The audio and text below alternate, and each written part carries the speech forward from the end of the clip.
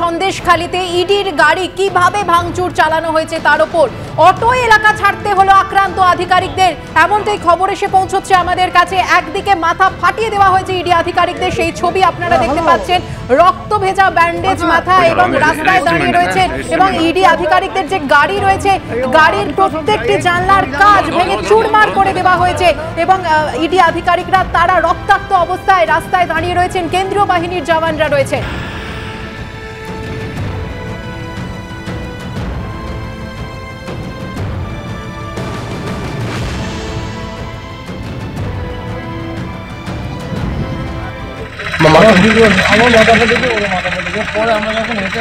আপনার মোট কজন ছিলেন? আমরা টিমে 8 জন ছিলাম। 8 জন আছে, বাসে আসছে। আর বাকি ওরকম ওখানে আছে না বেরিয়ে এসছে?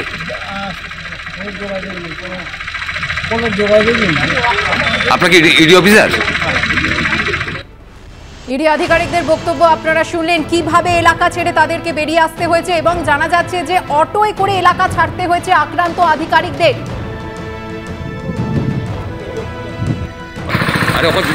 এই ঘটনা সম্পর্কে আরো বিস্তারিত জানতে সরাসরি কথা বলে নেব, আমাদের সঙ্গে রয়েছেন প্রতিনিধি সমীরণ পাল। সমীরণ, সেই ছবি আমরা দেখছি, রক্তাক্ত হতে হয়েছে ইডি আধিকারিকদের, মাথা ফাটিয়ে দেওয়া হয়েছে তাদের এবং গাড়িও ভাঙচুর করা হয়েছে। অটো এলাকা ছাড়লেন তারা।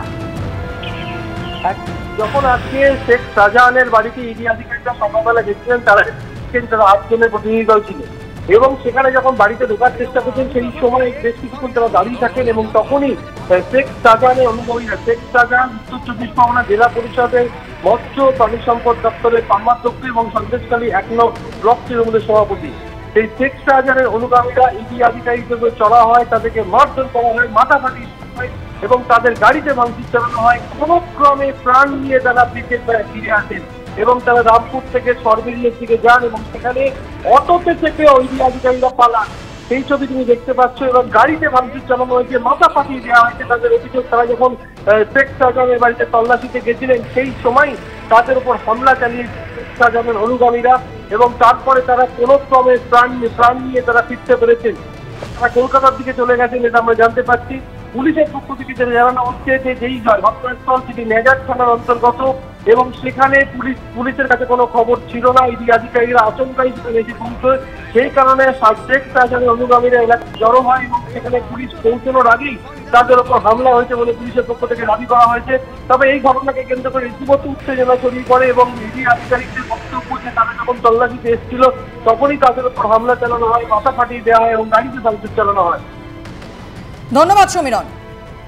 সন্দেশখালীর ছবি আপনাদের সামনে রেখেছি। 7 সকালে ইডি আধিকারিকরা উত্তর 24 পরগনার মৎস্য ও প্রাণী সম্পদ কর্মাধ্যক্ষ শেখ শাহজাহানের বাড়িতে যখন যান রেশন বন্টন দুর্নীতি মামলার তদন্ত করতে, তখন দীর্ঘক্ষণ তারা বাড়ির বাইরে দাঁড়িয়ে থাকেন। বারবার ডাকাডাকি সত্ত্বেও বাড়ির ভিতর থেকে কোনো সারা শব্দ না মেলায় তারপর কেন্দ্রীয় বাহিনী দিয়ে তারা তালা ভাঙার চেষ্টা করেন। আর ঠিক সেই মুহূর্তে শয়ে শয়ে শেখ শাহজাহানের অনুগামীরা তারা সেই জায়গায় ভিড় জমাতে শুরু করেন এবং তারপর ইডি আধিকারিকদের উপর চড়াও হন তারা। ইডি আধিকারিকদের মারধর করে মাথা ফাটিয়ে দেওয়া হলো, রক্তাক্ত হতে হলো ইডি আধিকারিকদের এবং সেখানেই তারা শান্ত হননি।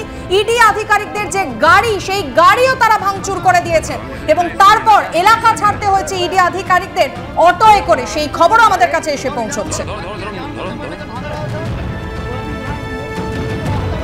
যে ছবি আপনাদের সামনে এই মুহূর্তে আমরা তুলে ধরছি, সন্দেশখালীতে কিভাবে ইডির গাড়িতে ভাঙচুর চালানো হয়েছে এবং তার পাশাপাশি ইডি আধিকারিকদের কিভাবে মারা হয়েছে, কিভাবে মাথা ফাটিয়ে দেওয়া হয়েছে, সেই ছবি আপনাদের সামনে আমরা তুলে ধরছি।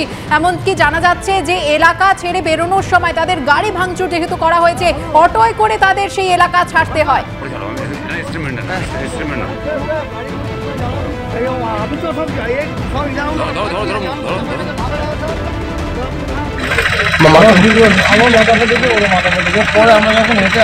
আপনার মোট কজন ছিলেন? আমরা টিমে 8 জন ছিলাম। 8 জন আছে, বাসে আসছে। আর বাকি ওরকম ওখানে আছে না বেরিয়ে এসছে? কোনো যোগাযোগই নেই।